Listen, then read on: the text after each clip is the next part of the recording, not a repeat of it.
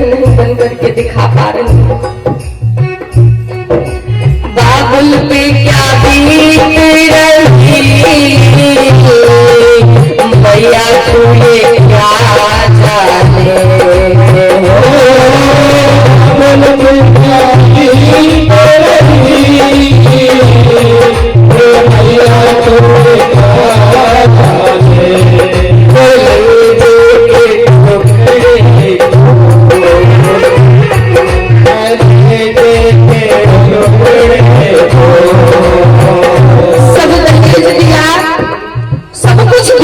और अंत में पिता अपनी पगड़ी भी उतार करके अपने संधि के चरणों में रख देता। इसलिए अपने कलेजे के टुकड़े को दे रहा हूँ, इसकी रक्षा करना। इससे कोई गलती हो जाए ना तो इसके अपराध को क्षमा करना। लेकिन कई घरों में मेरी बहनें आज भी मार दी जाती है, जला दी जाती है। उनसे मैं सवाल कर रही हूँ कि क्यों ऐसा होता है? कुछ चंद पैसों के लिए हमारी बहनों की हत्या क्यों? कलेजे के टुकड़े को रो के भुलाना है।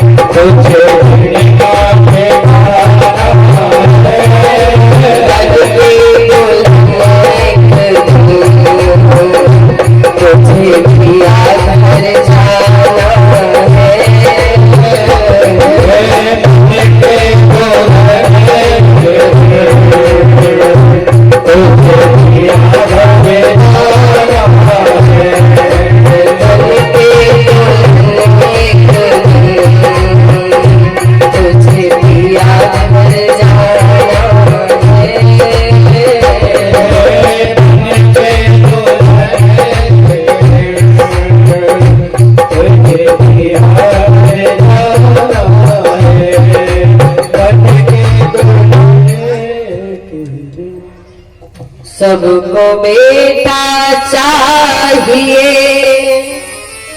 तो बेटियां कहाँ जाएंगी? यह सोच कर कब तक बेटियां की हत्या की जाएगी? दुनिया में जब एक दिन बेटियां न रह जाएंगी तो तुम्हारे बेटों की बहुएं कहाँ से आएंगी?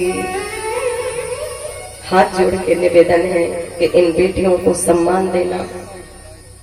इन बेटियों को कभी ये मत एहसास कराना कि आप पराई हो। आज मायके में इतना अधिकार होता है और विवाह हो जाने के बाद बेटी जब ससुराल से आती है तो कितना परायापन लगता है अपने उसी मायके में।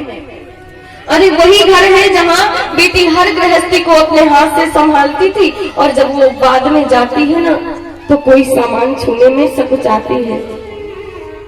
कहीं कहीं मेरी भाभियों को बुरा तो नहीं लग जाएगा ना कि यहाँ आकर के मालकिन बन रही है? इसमें आप लोगों की गलती है। उसे एहसास कराते हैं कि अब वो तेरा घर तेरा नहीं रहा, अब तो तू पराई हो गई। हमारे सुखदेव भगवान ने बेटियों को कितना सम्मान दिया कि बेटों के जीवन परिचय को पहले नहीं सुनाया, पहले बेटियों के जीवन परिचय को सुनाया है। और देवहूति मैया कर्दम जी महाराज का विवाह देवहूति जी के साथ हुआ। स्वयंभू मनु की जो बेटी है तो भगवान नारायण ने स्वयं कर्दम जी को दर्शन दिया था, क्योंकि एक दिन कर्दम जी ने जल में क्रीड़ा करते हुए मछलियों को देखा कि पति पत्नी का जोड़ा विहार कर रहा है। तो पहले तो सन्यासी बनने के लिए भाग आए थे कि हम विवाह नहीं करेंगे, लेकिन क्या पति पत्नी का जीवन गृहस्थ इतना अच्छा होता है? क्या इतना प्रेम जरूरी है जीवन में? कितने मग्न है ये एक दूसरे में, कितना प्रेम है दोनों में। मन में जिज्ञासा हो रही है कि अगर मेरे अनुरूप मुझे पत्नी मिल जाए जैसी मैं चाहता हूं तो मैं भी विवाह कर लूं। पहले तो भाग आए बाबा बनने, और अब विवाह करना है तो जंगल में कहां रखी हैं बेटियां भला कि विवाह हो जाएगा। नारायण भगवान का स्मरण किया और भगवान ने दर्शन दिया। कहो क्या चाहिए? मुझे कुछ नहीं चाहिए, मुझे आपका दर्शन चाहिए। अच्छा, वो तो सब जानते हैं बेटा तुम्हें विवाह करना था। बोले नहीं नहीं, मुझे विवाह तो नहीं करना था। मन मन भावे और मोड़ हिलावे। मन में तो भैया लड्डू फूट रहे हैं कि शादी होगी, मेरा विवाह होगा, बढ़िया सुंदर पत्नी मिलेगी। लेकिन पहले ऐसा जमाना नहीं था सज्जनों कि बेटा अपने दादा परदादा पिताजी से कहते कि मुझे शादी करनी। नहीं, पहले ऐसा जमाना नहीं था। अब तो ऐसा हो गया है कि ये भी कह दे तो भी बहुत बड़ी बात है, नहीं तो खुद ही जब ला के बिठा लेते हैं तब पता चलता है कि तुम्हारी बहू आ गई है माता जी। तब तो तृप्त हो जाते हैं माता पिता सुन करके। कैसा जमाना आ गया। इस जमाने को बदलने में किसका दोष है? किसी और का है क्या? इस जमाने को बदला किसने? हमने, आपने, सबने। कुछ सीधे साधे प्रश्न का जवाब दीजिए, बस अपनी आत्मा को हिसाब दीजिए। आपसे किसी ने कहा क्या कि आप बदल जाओ? आप तो अपने आप ही बदल जाते हो महाराज, टीवी देख देख करके। किसी ने आपसे कहा क्या कि अपनी संस्कृति को छोड़ करके आप विदेशी संस्कृति को अपनाओ? कहिए कि कौन छीन गया हमसे संस्कृति, भाषा भी अपनी भूल गए, कैसी स्थिति। अपना लिबास भूल गए, भूले आचरण, घुटने प्रणाम करते हैं, छूते नहीं चरण।